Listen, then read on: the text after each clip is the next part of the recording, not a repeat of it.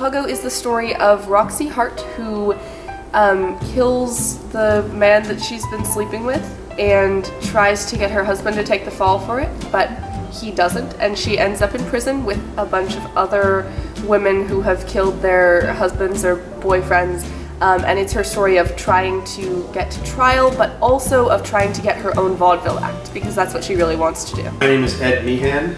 My pronouns are he, him, and I am the drama teacher at Acalanes, and I'm also the producer for the musical. I also am in charge. I'm the tech director for the musical. It's kind of a different story than the ones that you might expect it to be, or than one might expect a musical to be. Like the last play that we did was SpongeBob, and it was very bright and colorful, and it was wonderful. We had a great time with it. And the one before that was Wizard of Oz, which was also very bright and colorful. I didn't want to feel like we were stuck in one kind of show. And so Chicago affords us an opportunity to go in a different direction. It's much darker. Red is what you black and red, and but also the show is more adult in theme, right? And it's more grown up. I think there are a couple of things that you can draw on. First, Everest is playing Hunyak, who's the only innocent murderess because they didn't actually kill anybody. In the jail, their Ukrainian refugee. Their character is a Ukrainian refugee who's only been in Chicago for 13 months when she's hanged for the murder of her, or they say that her lover killed her husband, but she didn't, it's all a lie, it's not true, and she's the one that ends up getting killed. Other major theme that I would say that you could draw from it would be related to the legal system. The point of the show is that, you know, she killed him in cold blood, and then, you want spoilers? Sure. She's gonna get off scot-free. That song that I mentioned earlier, the Razzle Dazzle song, is her lawyer saying, you know, it's all a circus. If you just tell a story that the jury likes, then they'll let you off.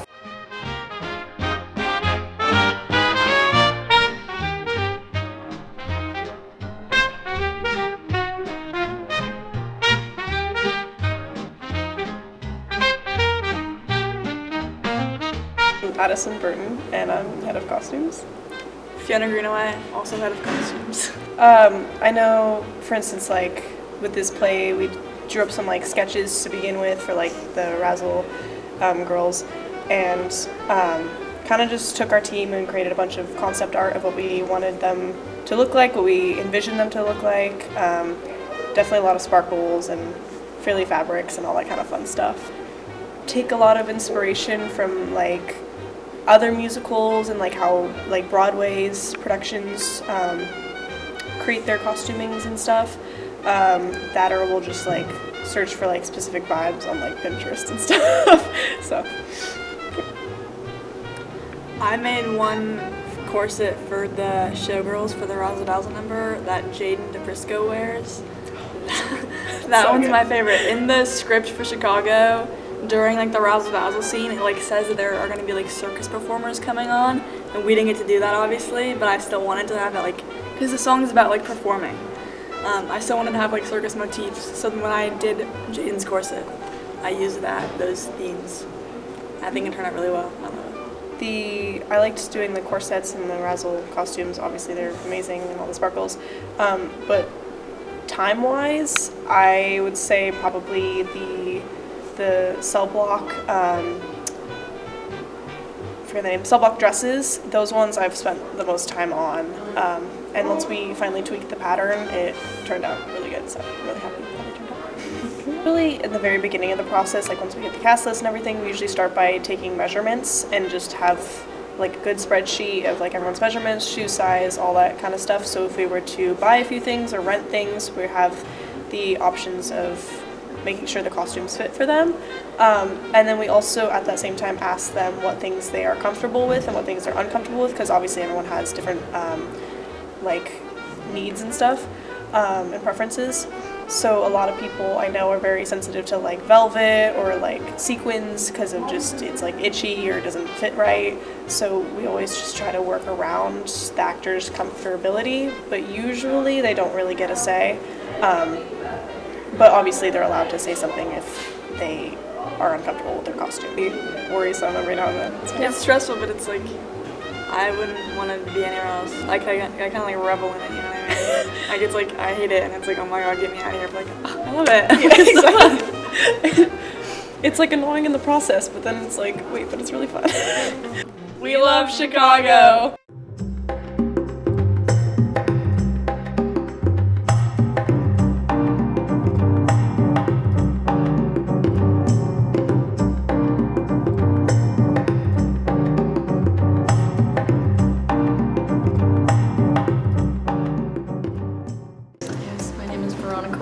Wanted very expressive faces. We wanted everything to be boldened. We wanted bright eyeshadow with lots of color. We wanted a bold lip, and our blush is very specific. Usually we try to make people look darker, and we try to bronze in them, and we also have the use of finger waves in their hair, which was a big part of the 1920s fashion and style, especially in the jazz industry. I think it was really great to hear what everyone else had to say because, you know, I only do hair. I'm a hair person. It's really great to connect with the makeup team, and we all really taught each other a lot about the process because it was a learning curve for me as well.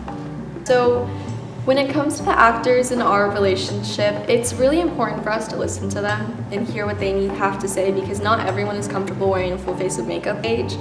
So it's really important to hear what they want to say and what they actually want to do because in the end, they're the ones on stage. I leave my mark, but I need them to go out there and be their most comfortable version of themselves. With hair especially, they spend a lot of time in my chair. I always want to get to know the people that are there. I always tell my crew, connect with them, get to know them more because they are in your chair for at least 20 minutes for a day and then you're there for 5 days. And it's a way for us to not be so divided from them because if we did not have those moments of connecting, we would be two completely different groups of people that did not collaborate at all.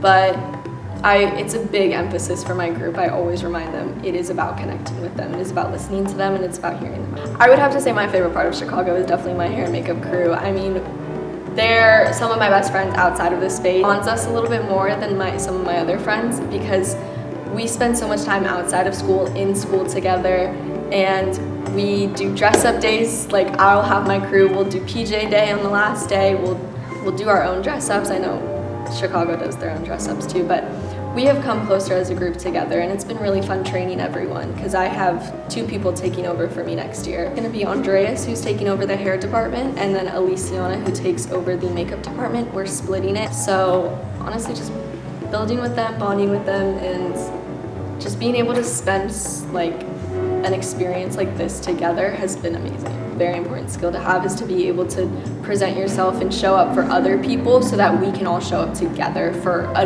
beautiful result. And I think that's probably what's been most important.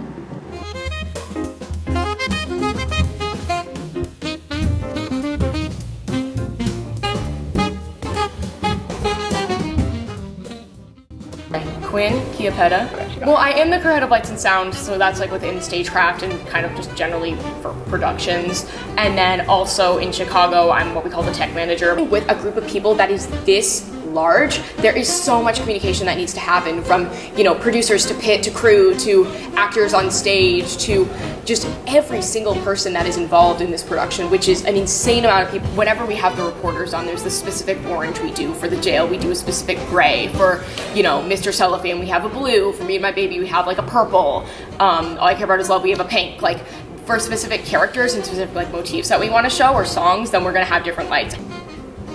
Generally, live writing the show isn't difficult except for the fact that in these cues with the follow spots being manual. We made a new system where you essentially have an Xbox controller and it moves the light around and makes it dimmer and brighter and changes the iris of how big it is and such. Run through it.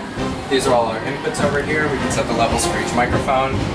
Over here is our output, so we have stuff going to monitors on stage, main volume to the audience.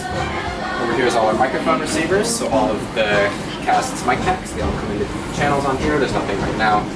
And up here we have even more mic receivers, and these are our antennas that come in. And they control all of this. We have pre-made cues, so that as we go through the show, we can choose whose mics are on, just by seeing. If you guys want done, we'll do it.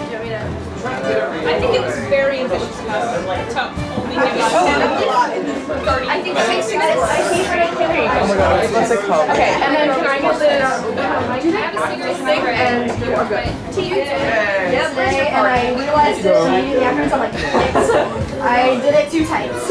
It's okay. I just get to wrestle with it. Yeah. So, I was just kind of hanging there, so I just ripped it out. And Taylor was like, "Oh, Tegan, you shouldn't do that." And it was like maybe like 6 or 7 strands. I took eyelash glue, which is just rubber, and then I took it after it went through dry with down, and I fully just like it was like a whole chunk, and I just on my head was going to either my skin or my head. It was like so easy to get out at that time. Oh yeah, 6:15 mic check. Yeah, let's shoot for 6. I love 6:15.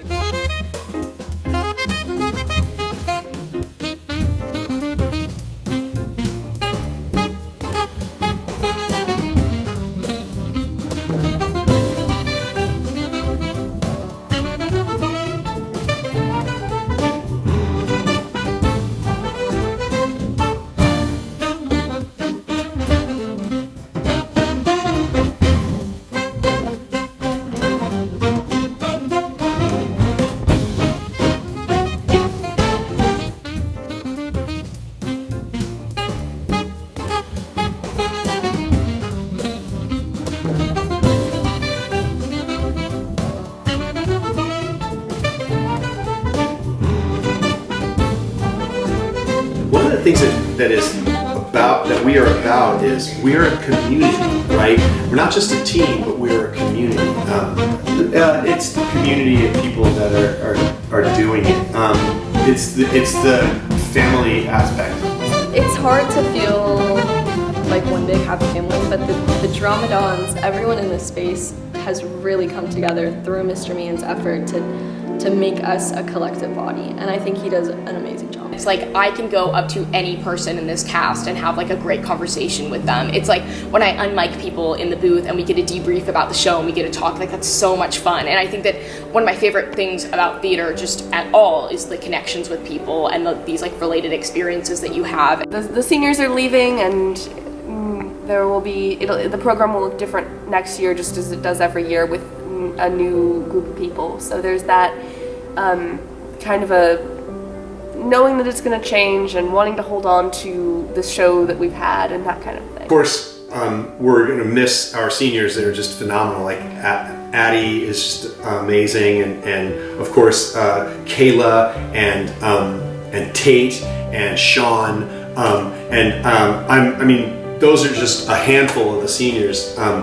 People that are doing the work that you don't see them working, but you see their work. So, for instance, like Quinn, who is the tech coordinator, crew head, 2 costume crew heads, Addison Burton and Fiona Greenaway. Those 2 are just constantly working, constantly taking the design and moving that work through. Veronica White, who is she's a painting crew head, but she also heads up hair and makeup. The crew, that whole crew is working, putting kids into hair and makeup so they can get mic'd and then they can go. I mean, this is going to sound really corny, but it's just all those moments that I have with these people. I mean, it's really bittersweet because I've been having a fantastic last show, but then at the same time it is the last show that I'm doing, and so all of these things that I'm doing for one of the last times, which is like being connected and making this thing and having it look so good and everybody doing their piece, and when it's over, people are just like, wow, that was just so amazing, and that person was great, and that was great, and that was great, and that was great. It's so many different people focused on one thing, on making this thing as good as it can be.